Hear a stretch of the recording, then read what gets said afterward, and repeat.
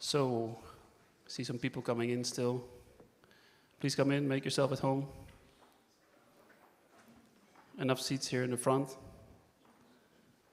Okay. So welcome everybody to this session that we titled Rooting for Nature. Who's not rooting for nature? And what we want to do in this session is to explore together with all of you the effectiveness, the way some of these nature-based solutions function, and how we can model the effectiveness of nature-based solution. This session is brought to you by GFDRR and the Global Thematic Area on Nature-Based Solutions in GFDR, which, as Brennan introduced yesterday, is a cross-sectoral team in the World Bank. So we work with disaster risk management and urban, but also with the environment team, with the water team, etc. So I'm very excited for today. We have 3 speakers that I will introduce later, and that will have like 2 different presentations to really take you through some of the modeling and some of the like really disaster risk reduction effectiveness of nature-based solutions. So I guess maybe just quick recap. I'll be brief, but to build resilience and to reduce disaster risks, of course, the traditional set of measures that governments often work with are gray infrastructure measures or non-structural measures such as spatial planning, as we've seen in the previous session, or early warning systems. But increasingly, people are also working with nature to regulate disaster risk, to adapt to climate change. Through the protection of natural assets, but also through restoration and engineering with nature. Some of the rationales, I guess there's sort of roughly 3 rationales to do that, right? So one is, sometimes it's just cost, right? So there is a huge investment need in infrastructure services and infrastructure in the face of climate change. And at some locations, working with nature is just cheaper. Another reason is more climate resilience, right? Maybe in some places, the traditional gray infrastructure solutions are not the way you used to design and engineer them are not working anymore in the face of climate change. And I guess the third important one is sustainability, right? So you want to manage and preserve your natural capital. Maybe I think yesterday we heard from someone from the Philippines mentioning that, okay, we can build seawalls, but then we lose our beaches, and then we lose our tourism revenues, right? So there is also this sustainability and natural capital component. So what we see often is that, nature-based solutions are not the only thing, right? So we need to integrate them with gray infrastructure. And this can be done at the solution level, and in that case we call it like hybrid solutions, so it's like sort of engineering with nature. But it can also be done at the systems level. So you look maybe at a catchment or at a city, and you look at the complementarity between the measures at this level, right? So we've seen in the World Bank already quite a lot of these solutions being implemented. These solutions, they reduce disaster risk and build resilience against climate change, but also, importantly, they provide these other benefits in terms of providing opportunities for recreation, as you see here in the wetlands in Colombo, or in the urban park in Beira up there, or, for instance, provide a carbon sink, such as in the case of coastal mangroves. So, despite we see a lot of interest at the World Bank and our clients in investing more in nature-based solutions, there are some challenges that persist, right? So it's a relatively new type of solution still, which often there is some capacity building needed, there is some learning needed, and this is really where our team at GFDR comes in to play this kind of global knowledge hub role, where we try to support our clients with technical studies, with training, etc.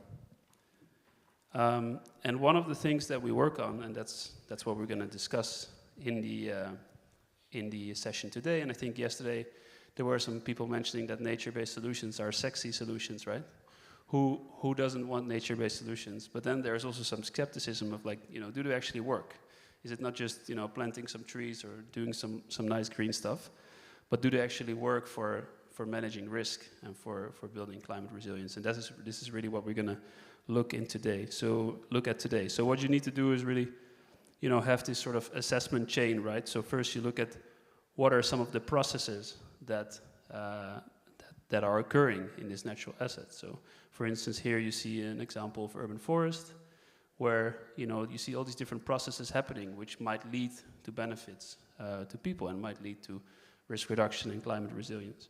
So in order to do that, we'd like to think of this sort of, you know, assessment chain where you link the biophysical modeling to the socio-economic assessment and try to understand, you know, what is sort of the added value, what is the economic viability of the solution. So yeah, I'll stop my introduction there. I think we go over to our speakers. So we have two excellent presentations, and I would like to invite Ian Smith to come to the stage. So we start with the presentation by Ian. Ian is a geospatial data scientist with GFDR and a nature-based solutions team. He has received a PhD in environmental science from Boston University, and he works now on geospatial tools to look at the effectiveness of nature-based solutions, mostly in urban areas. And today he will talk to you, discuss with you some of the modeling that can be done to look at the effectiveness of urban green space for addressing or mitigating the urban heat island. So Ian, please come forward, and maybe a little applause for Ian to get started.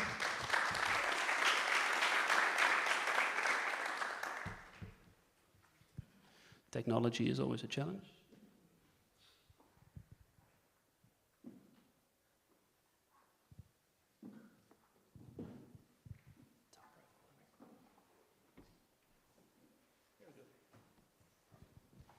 Perfect. Thank you, Boris.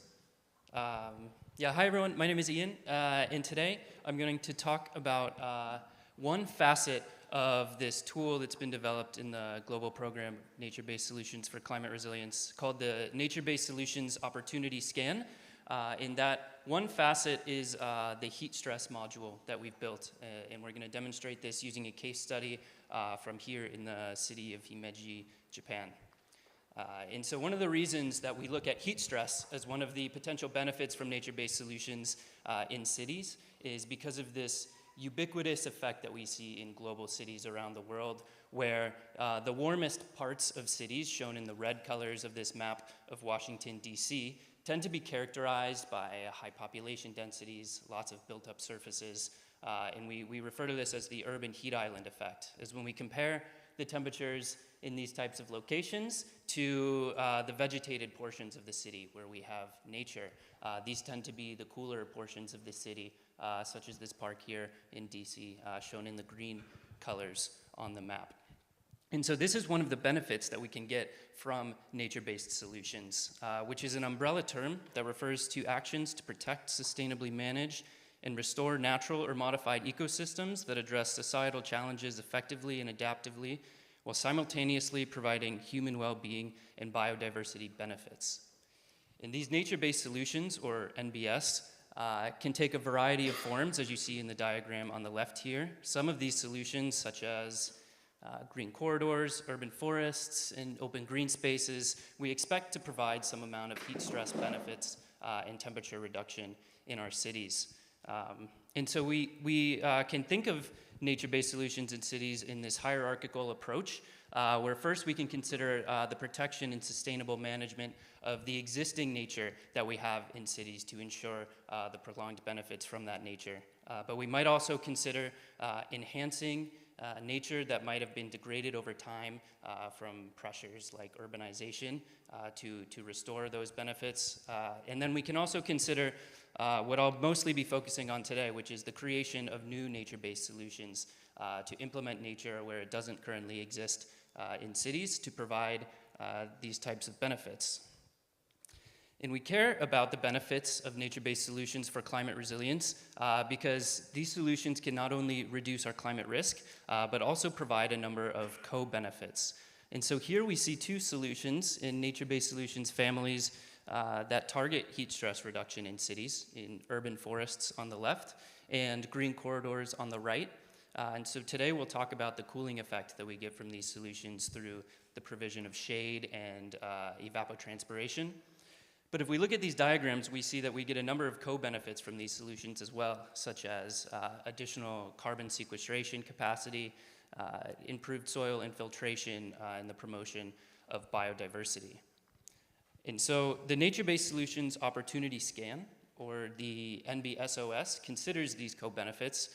This is a location-specific spatial application of the World Bank's catalog of nature-based solutions for urban resilience, with the objective of identifying opportunities for investment in nature-based solutions.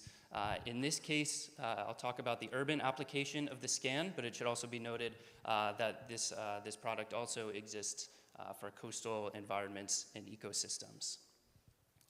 In summary, through this model, we spatially identify urban nature-based solution investment areas at a very high 10-meter spatial resolution. Importantly, this tool is applicable across the globe and can be implemented in any city, as it is based on globally freely available Earth observation data. And right now it's provided as an on-demand service with a quick 4 to 6 week turnaround time in order to serve as a conversation starter in potential NBS investment projects. And so as a broad introduction to how the scan works, there are 4 major steps. Where in step 1, we work to understand the problem by visualizing spatial variability in hazard exposure across the areas of interest. And then in step 2, we map suitable locations to protect, enhance, and create green infrastructure for each nature-based solutions family of interest. In step 3, we combine the first 2 steps in order to estimate the potential benefits from each NBS family for all of the locations we identify as suitable, such that in step 4, we can provide decision support by identifying opportunity areas for investment through either a multi-criteria analysis in our urban scan or a cost-benefit analysis in the coastal scan. And so I want to walk through what each one of these steps look like using this case study from Himeji. And so one of the first things we do to understand the problem is to use a global climate model in order to characterize heat stress conditions in the area of interest. And so here we can see that heat stress in Himeji is expected to grow considerably in the next decades, experiencing approximately 7 times more high heat days in the next 25 years as they do currently. Currently, the city experiences an average of 4 days per year with wet bulb globe temperatures higher than 30 degrees Celsius. And so we use this wet bulb globe temperature metric as it's an interesting heat stress metric that not only accounts for temperature, but also how humidity, sunlight, and wind speed impact our perception of temperature. And with this temperature goes over 30 degrees, it's recommended to rest for 45 minutes for every 15 minutes of manual labor. If we look at 2050, Himeji is expected to experience approximately 1 entire month with wet bulb globe temperatures that exceed this threshold. And so we can see that these trends are growing in this city. But if we start thinking about how spatially variable heat stress conditions might be within the city, I would like to invite you to scan the QR code that you see on the screen here to think about this type of spatial variability you expect in a city like this. And so I'll ask the question, what do you think is the magnitude of the average annual air temperature urban heat island effect here in Himeji, or the difference between average annual air temperature between the built environments of the city and the more natural environments of the city? And I'll give you a few seconds for these answers to start populate and see the consensus answers we come to.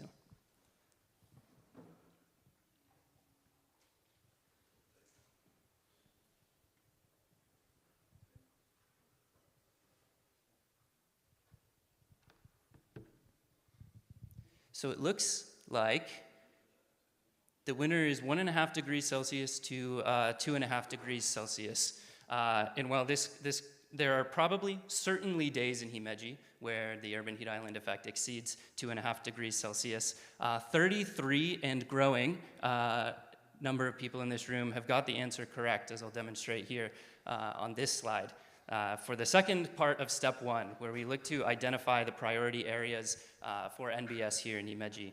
So the map here on the left shows the urban heat island effect here. This is a map of average annual air temperature across the city, ranging from about 16 to 18 degrees Celsius.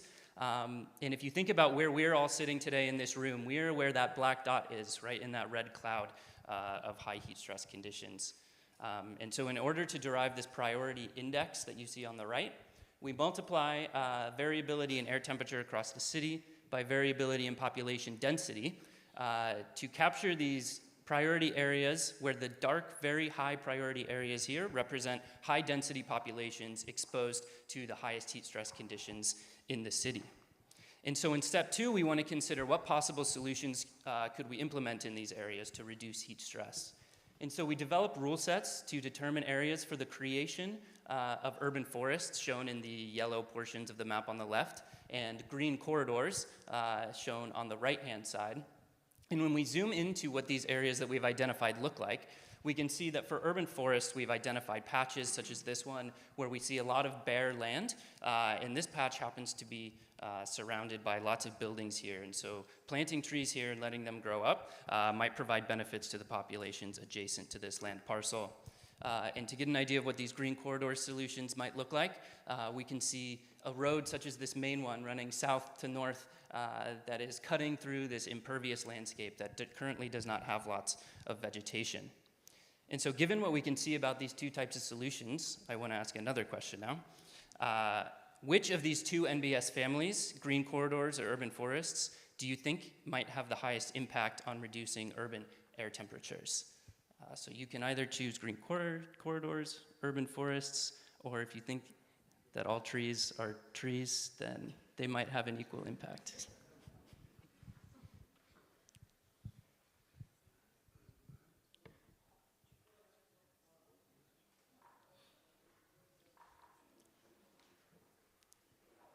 So green corridors is picking up momentum, but I think urban forests is the consensus solution here in this room, which is really interesting because this question doesn't necessarily have a correct answer. And so we consider how these two solutions actually do impact temperature in step 3 of the NBSOS, where we estimate spatial variability in air temperature on the left as a function of land cover composition using a statistical spatial regression model, where we estimate air temperature as a function of the amount of built-up land and the amount of current tree canopy cover. And so if we look at this total impact column, the third column here in the table, we can see that positive effects refer to a warming effect, and negative numbers show cooling effects. And so we can see that trees in this city do provide a cooling effect. However, when we implement green corridors, the marginal impact of cooling is actually greater than that of urban forests, as you're not only reducing the warming effect of built cover, but also getting that cooling effect from trees. However, trees could still ultimately have a higher impact if there's enough space for their implementation, urban forests rather. So it's a bit of a trick question. The marginal impact of green corridors might be higher, the total impact of urban forests might be higher. And so as the second part of step 3, we're able to estimate the benefits across this city by multiplying our priority index values from step 1 with the estimated temperature change by combining the suitability map with our spatial regression model to show, in this case, 3 levels of low, medium, or high benefits that correspond to various percentiles, where we see these pockets of high benefits from the implementation of urban forests and green corridors popping up around the city. And with that, I want to ask one final question as part of this particular presentation. Given this map that we just looked at about potential implementation of green corridors and urban forests, how much on average do we think that green corridors could reduce the urban heat island effect here in Himeji? 0 to 25%, which might be like half of a degree, 25 to 50%, which might be something like 1 degree Celsius, or greater than 50%, where we start to nearly think about completely offsetting the urban heat island effect.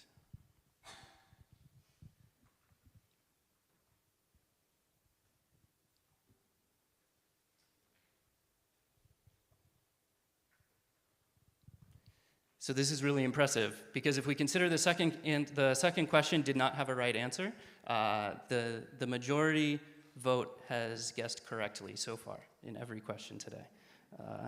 Because it turns out, if we move on to step 4 of the opportunity scan, we find that green corridors have the potential to reduce local urban heat island effects by up to about 44%. And so in this step, we aim to narrow down all of the solutions opportunities that we've been looking at in order just to identify those with the highest benefit. So not thinking about can we put a solution here, but how impactful would that solution be. And so we can show the spatial variability in this map, but also discretize it by the type of solution identified. And so here we see that green corridors have we've identified about 155 hectares, like I said, with the potential to reduce the urban heat island by up to about 44% locally. And then 93 hectares of urban forests with the potential to reduce local urban heat island effects by up to about 30%.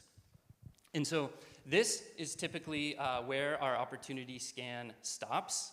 It should be worth noting that heat stress is only one type of benefit that we consider in the scan, but we also consider benefits of different types of nature-based solutions on pluvial and fluvial flood risk reduction, improved access to health and recreational spaces within cities. And so in step 4, we can actually combine these all together in a multi-criteria analysis to identify solutions that not only target just one benefit, but are also tackling things like flood risk reduction, heat stress reduction, and improved access to recreational spaces all at the same time.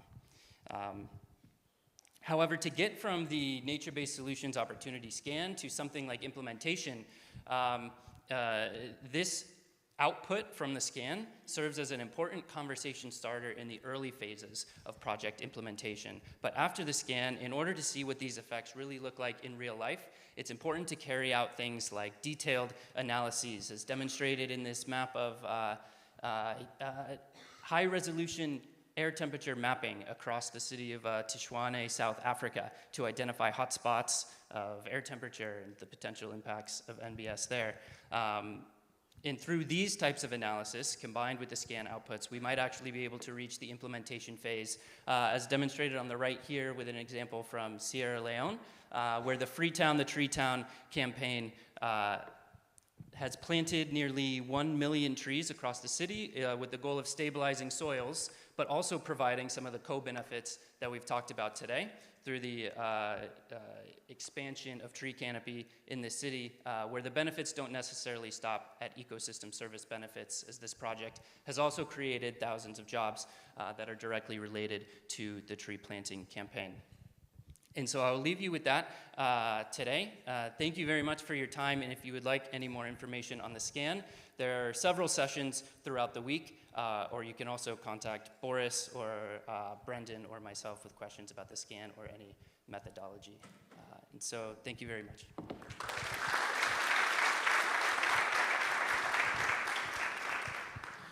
Thanks a lot, Ian. Maybe if there is one burning question, we could take it while the next speakers are setting up. Otherwise, I can just... I see a question there in the back.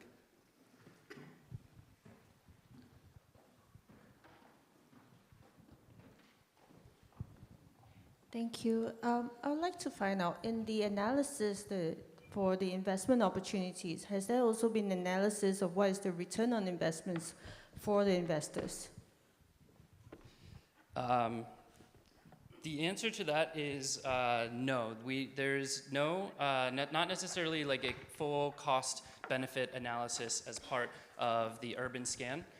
Rather, we focus on simply the quantification of different types of benefits that we might be able to get in these parcels that we identify as suitable to try to select the nature-based solution types that provide the highest benefits in parcels that we say compete for space, right? Like we might find some suitable patch of land where you could put an urban forest or an open green space or an urban farm. But depending on the types of benefits that are of interest in that particular area, the results of the analysis change, right? If you're targeting flooding, maybe that space is better utilized as a bioretention area. If you're targeting heat stress, maybe that space is better used for urban flooding. And so rather than this return on investment approach, we use this sort of index-based quantification of various types of benefits as the context of the scan outputs.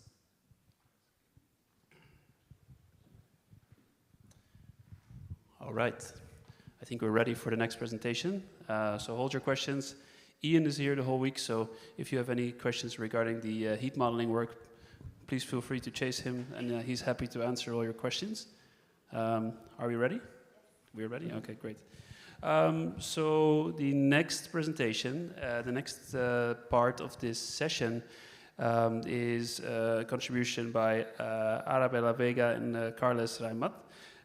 They work as World Bank consultants, and Carlos is a geologist and a civil engineer, whereas Arabella is an agronomist, engineer, and an ecologist. And they work very closely together on analytics to identify a range of measures for slope stability, soil conservation, often combining green and gray infrastructure measures. So they worked for the World Bank and for clients actually in projects across Africa, so in Malawi, in the Democratic Republic of Congo, in the Central African Republic and Dominica. And we're gonna hear from them some of their exciting work regarding these analytics that they do, and also with some nice demonstrations. So yeah, the floor is yours.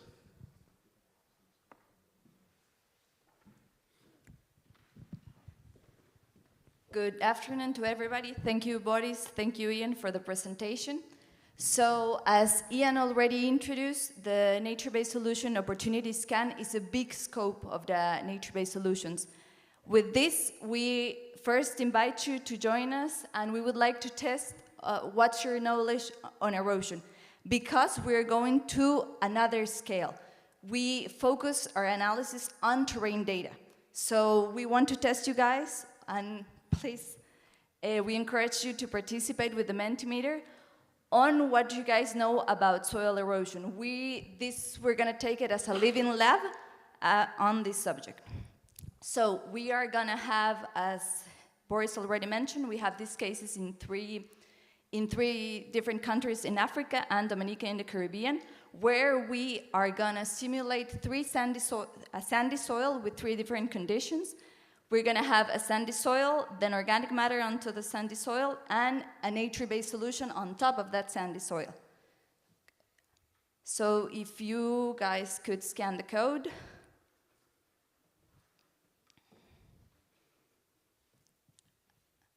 We're good? All right.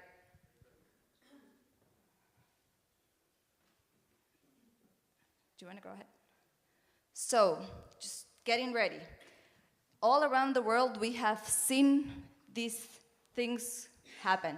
Landslides, flood. It's not a matter of just Africa, just the Caribbean, just South America. So we want to be aware that we're talking about a methodology that is really universal and can be applied to many situations with a technical approach that it's similar. So here we have 5 columns of different subjects. Right now we're just gonna focus on the one in the center. I don't have a pointer. Yeah, there you go. Ecosystem analysis, agriculture managed, soil types loss, green growing, and NBS solutions. But please be aware that we take all this into our analysis. So, edaphology. That's why I ask about erosion. So we go to the field, usually the two of us, and we talk about geology, soil genesis. We take information such as physical, chemical, biological characteristics, and we do it under a methodology that is worldwide accepted. Is there a soil scientist in the room? Anybody? Okay.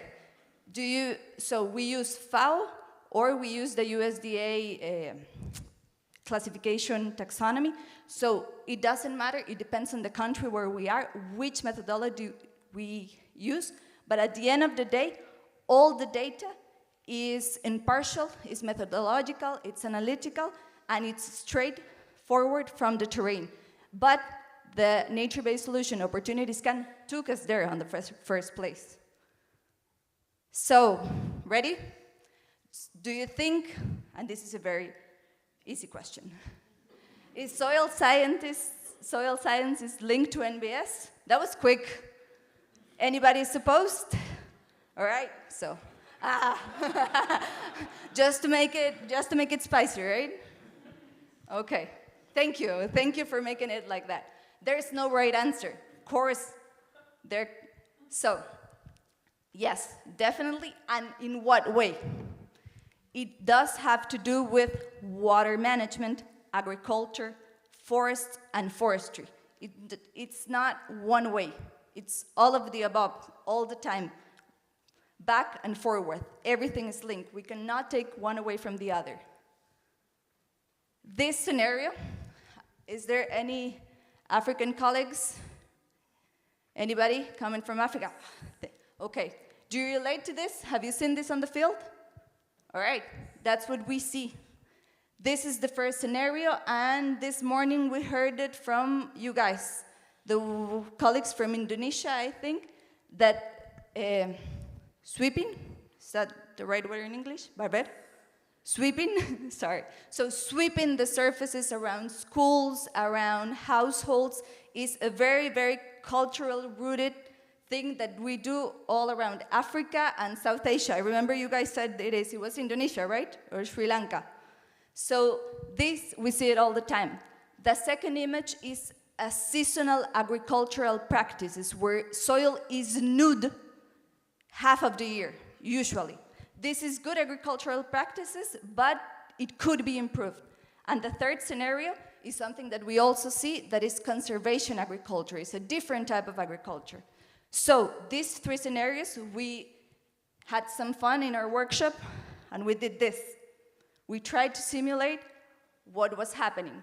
So we have all the data of what's the rain we put into these models, what's the angle of, yeah, so this, thank you. So this is the living lab we were introducing on the first place. We did these boxes to simulate what you guys saw in the picture and what you guys actually see in each of your countries, right? Go ahead. Yeah.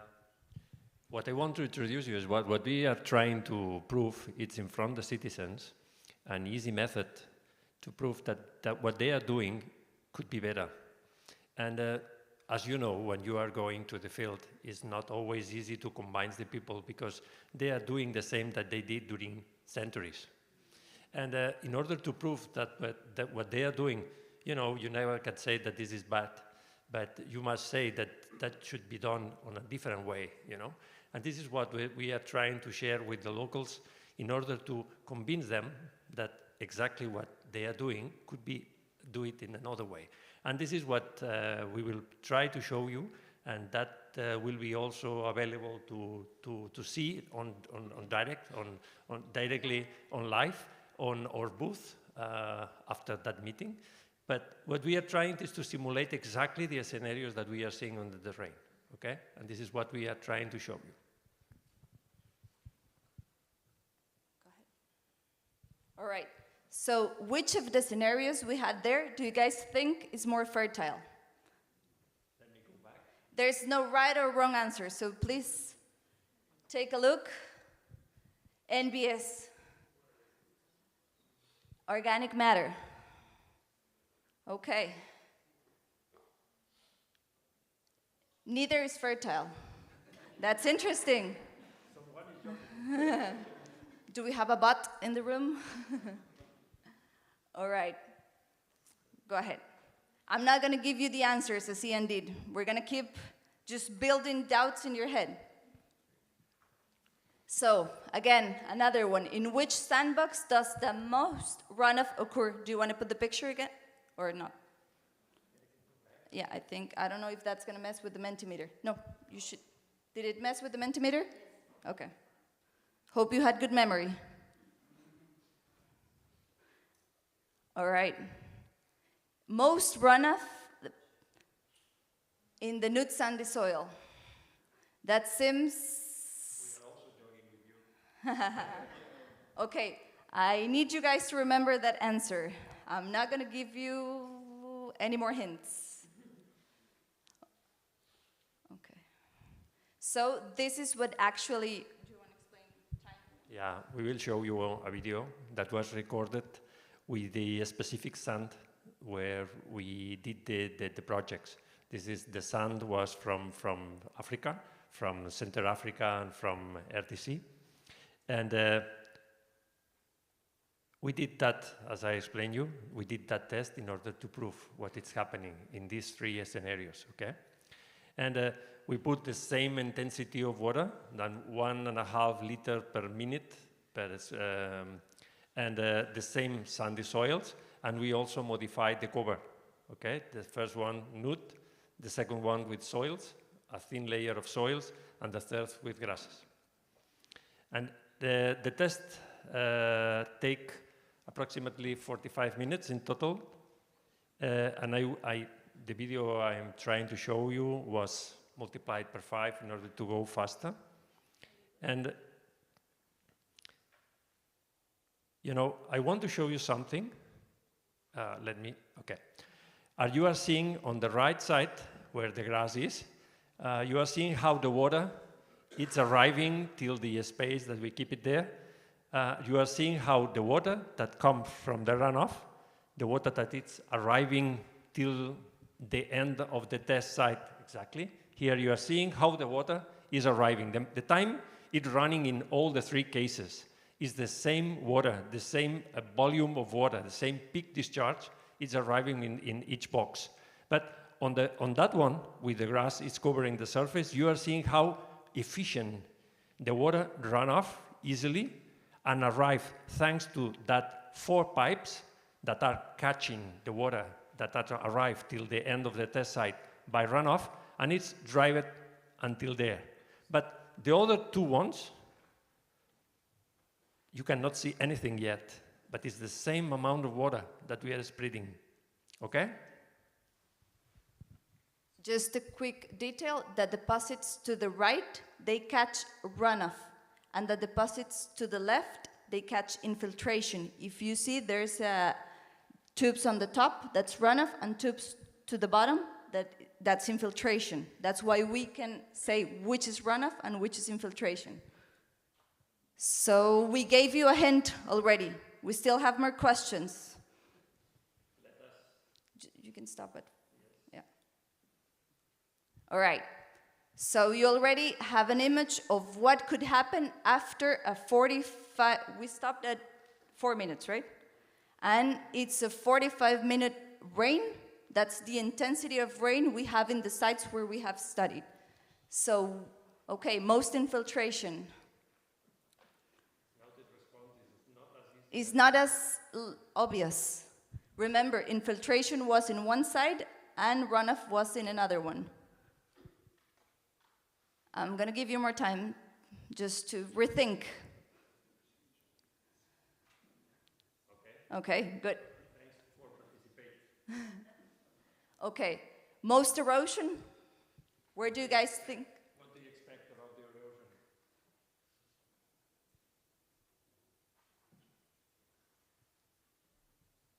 Okay. Looks like it's general, the answer, okay? Good. So we're gonna go to the answers. Let us show you the second part of the test. Now you respond. That means we cannot go back. But let me show you what happened after approximately 18 minutes of test. This is accelerated 5 times. Okay, take a look on the left side. What it's a new surface. Start flowing the water, full of sand, that it's arriving by infiltration. You see the left side? Okay, on the center, you are seeing how the runoff don't start yet, and more or less similar, maybe a little bit less of volume, it's also arriving by infiltration. But take a look what is happening on the left. Something is collapsing. Something is collapsing. This is something that let us understand the locals, because this is exactly what they are seeing in the terrain. When the storm arrived to the cities, the people tried to keep in home or keep safe, you know, and nobody is seeing what exactly is happening. What we are seeing is just after, and we see the result, but never how it's happening. And the people that describe the phenomenon describe exactly like that. And now we are proving that this is the scenario that reproduces better what is happening on the terrain.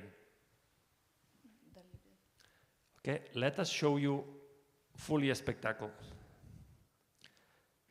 The piping, it's driving by saturation, all the sand out of the box.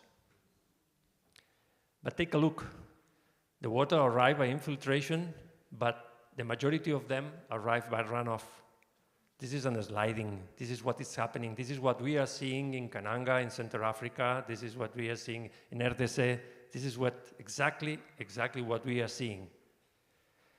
In the center, you can see how the water, it's true that in the beginning arrived by infiltration, but at the same time that the other one it's collapsing, just in the center you can see how the water is arriving by runoff efficiently. Okay? The third, with the grass, nothing, no water arrived by infiltration.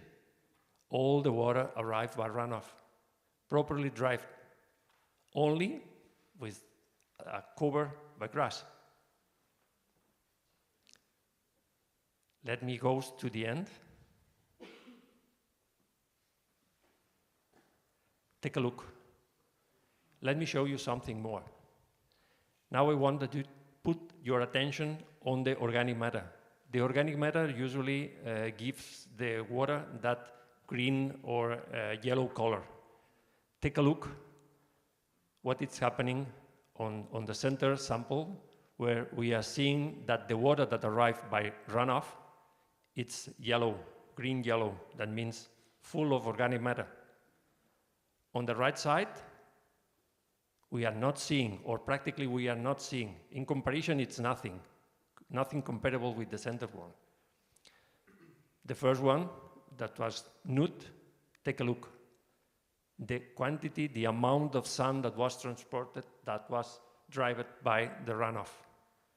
This is simple, but that helps us to show to the citizens about what happened on fact on the terrain. Now, So, in which of the scenarios there was a greater loss of fertility? Do you guys have any hints on how erosion is related to fertility? What does it have to do with fertility? take a look because this is tricky. Carles already gave a hint of what gives the color to water. Okay, we ready? Let's go. All right. This is where we summarize more or less the results. First of all, it's very important to show the locals, the citizens, easily, as you saw, what they are producing, how they are promoting the erosion. And they are part of the solution if they stop, if they modify what they are doing in each of their parcels. Because the people won't contribute. When they know that we are there for help them, they won't contribute. And when we explain that, because they expect a lot of effort, they expect that we will construct huge things in order to stop what is happening. And when you explain them easily with that kind of images that they can do by each one of them in its own parcels, immediately they can start doing easy things as cover the surface, don't continue with the processes that daily is eroding the surface. That seems too much easy, but this is what, in fact, is happening. No? This is what I summarize the result there. More or less, the amount of water that is retained in the box, it's the same on volume. That means that, in fact, looks like on the green grass sample, no water was infiltrated, and this is not true. It's the same amount of water was infiltrated on the third sample. That means that the infiltration at itself is not the problem, because the infiltration at the end occurred, but occur with another speed, with not the same aggressivity with the soil that we have above. The other issue, it's related with the organic matter. You can see how we have the majority of the organic matter on the second one. We put a lot of availability of soil on the second one. So what the colleagues right here have observed of the agricultural practice is the loss of the organic matter that you guys see when the soil is exposed is exactly what happens in the second scenario. 3% of the organic matter is lost. Even if we think that people are doing agricultural traditional practices, another type of conservation agriculture is a better scenario, because if you compare 3% of organic matter to 1% of organic matter was lost. So agriculture, yes, the answer is agriculture to plant food for improving livelihoods in these places, but what type of agriculture? We're gonna jump to these recommendations just in a moment. Do you guys stand by your answers? Everything that you answered before, was it right? Was it completely away from what you guys thought? Still, do you think that the greater loss of fertility was where? I think answers have changed, right? All right. No, this is a little bit tricky. But in the majority of cases, we summarize in some way that erosion means fertility.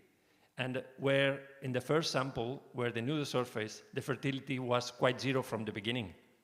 There we cannot lose fertility because the fertility was not there from the beginning. But it's true that that area will slide down, will flow down. That's true. And what we want to show you is that most probably take into account the risk, the management of the risk, or the risk assessment. We will invest a lot of money in the first scenario where the sliding will occur, okay? But the second one is who keep the fertility on the terrain. If we can invest part of our budget on the second scenario, we will keep the fertility there and we will allow the citizens to continue living there. That means the resiliency, I think that it's there, keeping the soil where it is. So what should we do? What does these living labs tell us? What does this data tell us? So all the data we gathered, all the living labs, all the terrain data we use will eventually go to this, analytics. It will go to modelization. Yeah, the analysis we do allows us to define from which area of the terrain that we are studying will come the soil. That means we know now from where the erosion will happen and which amount will be eroded for each of the events that we are expecting. You know, the erosion is not only related with the amount of water, it's also related with the soil availability. This is something that sometimes we summarize, but we summarize too much. And we reduce the complexity of what we are seeing in the terrain in some bullets, you know, and at the end is more sophisticated than that. And this is thanks to the information that we keep from the terrain, that we obtain from the terrain. We can do that kind of modelization that could be repeated and repeated in order to convince the urban planning, the people the decision makers. So because we have 5 minutes and I think you guys might have questions, I'm going to go over the next slides very quickly. So we just talked about the middle column, right? We still need to integrate in all of our projects meteo data, topo data, existing infrastructure, urban planning, and coastal dynamics. So imagine all that we have in hand to be able to have great and nature-based solutions in our projects in order to actually have hazard and vulnerability assessment. And what do we propose as nature-based solutions? Soil restoration, that's the first thing. For forestry, for agriculture, nature-based solutions as conservation agriculture, as the image already showed you. And finally, water cycle management. This is key. in urban and rural environments, water cycle management with infrastructure, with nature-based solutions is key for all of our projects. And we got it. We have like 4 minutes for questions, 3 minutes.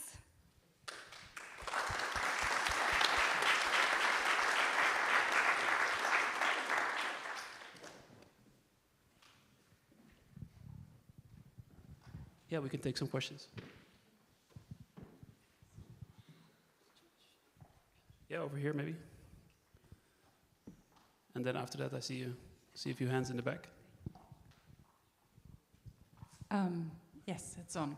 And I'm with the SIDA, Swedish International Development Cooperation Agency. Thank you both for great presentations. I have loads of questions, but I will direct one.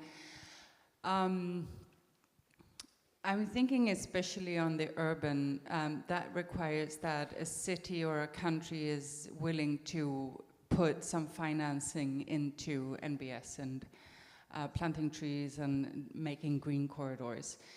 As we know, being a government official myself, sometimes it's a little bit politically driven, that you want to see quick effects, so it looks good to your people. And of course, planting things and doing soil conservation, the effects will take some time. So how quick will you be able to see effects, for example, in the urban settings?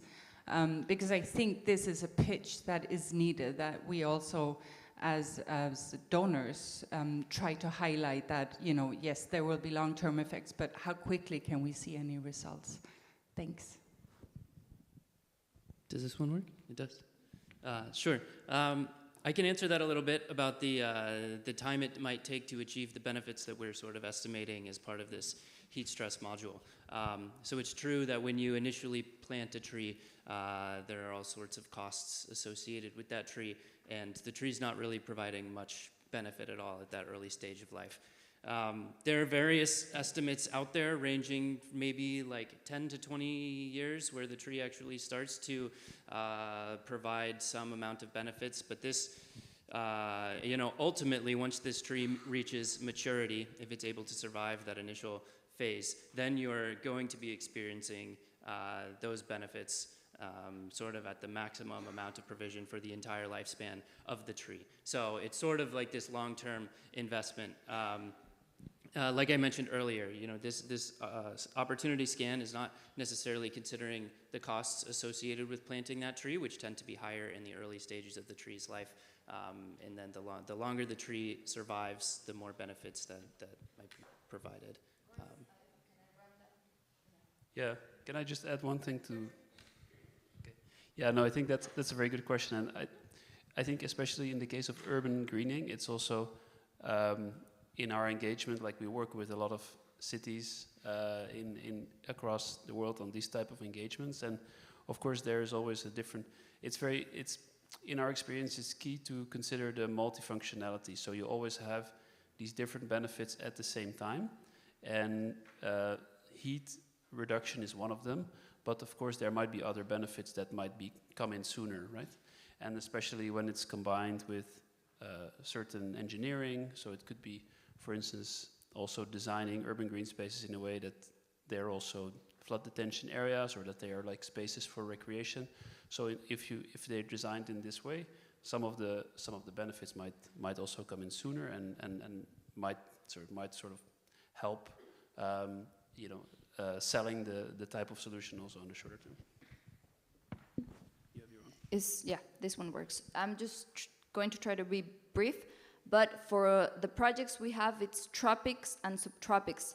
So in between seasons and just looking at natural revegetation or natural succession or agricultural practices from dry season to wet season, so that actually means a year, we can see different rates of erosion occurring. And we have tested it with reflectancy analysis done with LiDAR.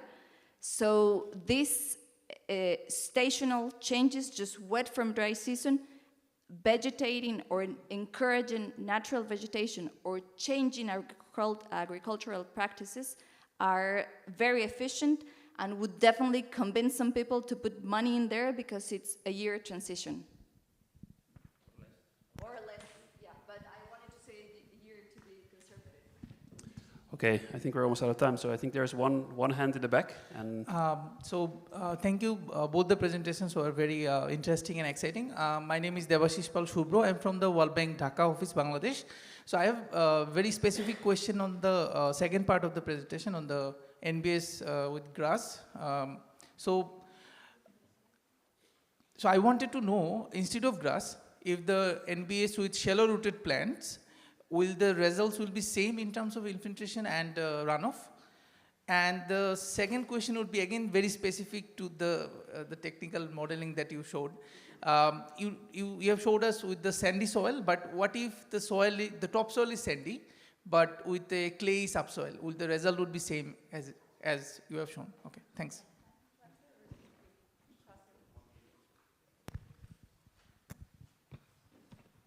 So you were there, okay.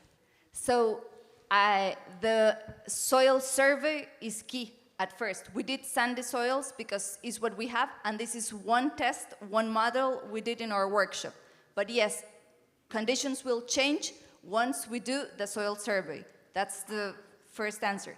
And the second answer, this is grass, but definitely what we encourage is local native species and arranged in complex architecture. Not one species, but we had it in the last slide. We encourage strata, not just soil coverage, bushes, of course, agriculture, forestry. So always we speak about forest strata, different architecture, and mimic the forest. I'm going to sum up like that because Boris is going to kill me. Yeah, the idea is to encourage the people to do the test, the necessary test to combine. This is the living lab. The idea is to learn together about what is the most appropriate method to assure that the fertility will be kept there. That's the idea. This is only an example, but obviously the idea is to reproduce what you have in the field. Not to do the same. The idea is to use more or less the idea to reproduce what you have in the terrain. thank you. So I think with that, it's time to come to a close. Everybody's hungry probably. So I hope you find this a useful session. Please feel free, come talk to us after the session. I just want to make one quick announcement, or maybe two, before you all leave the room. One is, this thing that you saw in the video, you might have seen it in the hall at our booth. So we're actually going to start this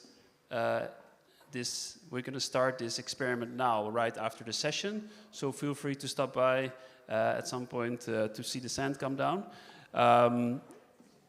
It will start in about 5 minutes or something like that. Then one other announcement is that the nature-based solutions opportunity scan analysis that Ian presented, we will have a full focus day dedicated to that, where we actually go through the Himeji case study and also go outside to see, to what extent the results that the model predicts make sense. So with that, I'd like to close. Maybe we can have one more little applause for our presenters for the magnificent presentations. And enjoy your lunch. Thank you.